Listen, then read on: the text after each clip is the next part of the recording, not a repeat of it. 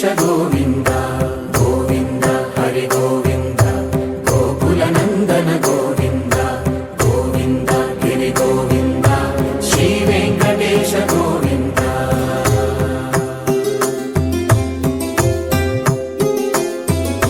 భృగుముని పూజిత గోవింద భూమి యజ్ఞ ఫల గోవింద వికుంఠ విరక్త గోవింద వెంకటగిరి హిత గోవింద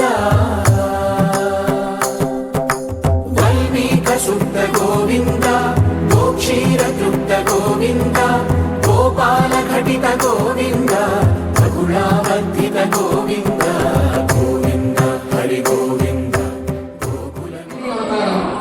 అలాగా ప్రతి ఒక్కటి స్వామి కైంకర్యంలో భాగంగా మనం చేస్తున్నాం.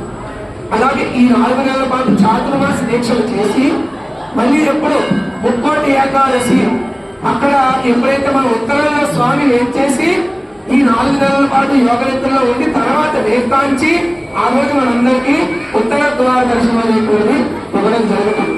అందువల్ల ఈ యొక్క తొలి ఏకాదశి రోజు స్వామివారి యోగనిద్రలోకి వెళ్ళేటువంటి రోజు, అందులో ఈ రోజు దక్షిణాయనం అనేటువంటి నిన్న సాయంత్రం నుంచి ప్రారంభమైంది. ఇలా తొలి ఏకాదశి రావడం, దక్షిణాయనం రావడం అనేది చాలా అరుదుగా ఉంటుంది. చాలా విశిష్టమైనటువంటి కైంకర్యం, చాలా విశిష్టమైనటువంటి రోజు మనం లక్ష్మీ పూజ కార్యక్రమం చేసుకుంటున్నాం.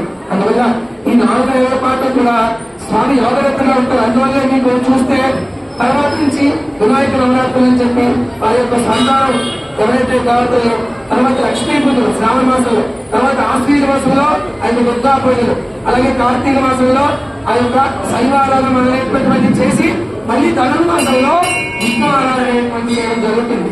అందువల్ల ఈ పద్ధతులు మనకి పూర్వీకులు శాస్త్రం ఎవరైతే శాస్త్రాన్ని ప్రతిపాదించారో ముళ్ళు అనేటువంటి వాళ్ళు మనం చేశాం.